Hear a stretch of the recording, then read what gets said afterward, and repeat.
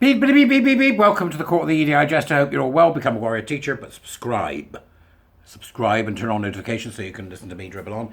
I've got an interesting article for you today that's come from City Journal and was written by Lior Sapir, who's a major player in revealing the nonsense and wokery and craziness. This is a goodie, right? So it's America. We're back in America. Oh, say, can you see by the dawn's early light? Hello to all you Americans out there, and a particular hello to my American warrior teachers. I hope you're all doing well today. Let's begin with the new Onodas, O-N-O-D-A-S. As evidence mounts against their position, how long will proponents of gender-affirming care, speech marks, that's how we do it, gender-affirming care for minors, hold out? In a recent interview, Helen Joyce, the redoubtable and floral Helen Joyce, Irish author of the book Trans, When Ideology Meets Reality, suggested that most people will eventually move on from gender ideology, but some are going to be like the Japanese soldiers on the Pacific Island who didn't know the war was over. That's great, isn't it? What? Hello, turn of phrase. Love it. Though Joyce was referring specifically to parents who have agreed to the medical transition of their children, her analogy is apt for doctor activists like Jack Durbin, Meredith McNamara, and Johanna Olsen Kennedy, who have tethered their careers, finances, and personal reputations to gender-affirming care, again in speech marks. These doctors have made repeated, on the record, and in some cases sworn under oath assurances to judges, policymakers, journalists, and the general public that such treatment is evidence-based, medically necessary, bracket, speech marks, and life-saving, speech marks, care. They have denounced their critics as bigots and ignoramuses who stand athwart an urgent civil rights cause. What's being described there by, very well, by the way, by Lior, is righteous cause mentality. Righteous cause mentality kills, by the way. Think about the Crusades, the Holy Wars, yeah. Righteous cause mentality. I'm absolutely right. I'm absolutely right. I mean, where else have we seen that in history? Take a moment to pause and think about it. Where else have we seen that in history? Right. Even assuming, Lior continues, that these doctors privately harbour doubts about the positions they've taken, would they even publicly admit that they are wrong? Or are they destined to live out their years like Imperial Japanese Army Lieutenant Hiro Onoda, hence the title of the piece, Onoda, and his subordinates, who fled to the hills of the Lubang Islands in the Philippines, remained bunkered in for 30 years after the war's end, and dismissed any news of Japan's surrender as Allied propaganda? Make no mistake, the prospect of an Allied liberation of the occupied Western mind, at least on this issue, is becoming increasingly hard to dismiss. Major leftist centre news outlets, including the New York Times, now recognise that a legitimate scientific and ethical debate exists over gender-affirming care. Child mutilation. That's me, not him, right? This is perhaps too little too late, but it's nevertheless an important development and one that should not be taken for granted. In Alabama, a federal judge who previously ruled against the state in its lawsuit over its age restrictions on hormonal interventions, has now ordered the World Professional Association for Transgender Health, WPATH, who've got their sticky fingers and everything, haven't they, which is involved in the litigation, to disclose internal communications related to the publication of its latest and highly controversial standards of care, brackets SOC, standards of care. In addition to eliminating its chapter on ethics, including a chapter on eunuchs, and insisting that young children can have this identity, and claiming that a systematic review of the medical literature is not possible, despite several countries, European countries having conducted them, WPATH also decided to eliminate all age minimums for hormones and most surgeries, just days after its most recent SOC edition was published. It's reasonable to assume that at least some of the information contained in the communication, now under judicial scrutiny, will be damning to WPATH, its affiliated doctors, and the American gender industry at large. That's a fascinating insight, isn't it? Take the bit out about ethics. Say it's not possible to review it. You just have to believe us. It's a cult. It's a cult. WPATH's a cult. Right? Meantime, it's a cult.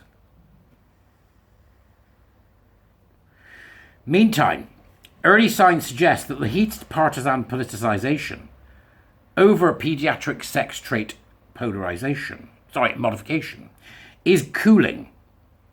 Democrats in Texas and Louisiana recently broke with their party to vote in favour of, respectively, SB 14 and HB 648, which mandate age restrictions on hormones and surgeries. Despite hostile activists making personal and even racist attacks against me as an African-American woman, said a choked-up Democrat, Sean Feary, who represents Texas 146th District. In a speech she delivered in the dying minutes of the Texas House floor debate over the bill, I have made a decision to place the safety and well-being of all young people over the comfort of political expediency. A choked-up Democrat, he describes her as. She's crying. She knows what she's been culpable in. And perhaps most significantly of all, on July the 14th, a group of 18 experts from, here's the list to reckon with, Finland, Sweden, Norway, Belgium, Switzerland, France and South Africa joined 3 American physicians in writing a letter criticising the US Endocrine Society for its approach to youth gender transition. This was a watershed moment in American transgender politics, the first time that international experts had publicly and directly weighed in on the US debate over so-called gender-affirming care.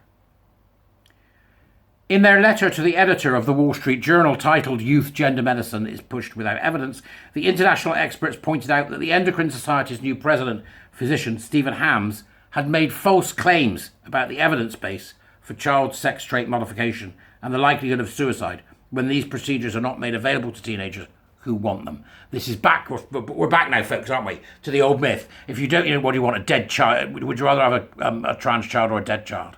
We're back to that myth, that lie, of suicidality, which we know has been debunked so many times. The suicidality post any kind of transition is enormous.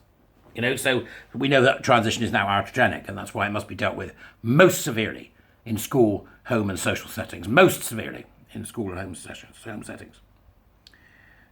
This guy, Stephen Hams, made false claims about the evidence for child sex trait modification and the likelihood of suicide when these procedures are not made available to teenagers who want them. Even more embarrassingly, Ham's statement made in response to an op-ed by the organisation Do No Harm contradicted the Endocrine Society's own clinical practice guidelines. This is a stunning piece of work from Leor.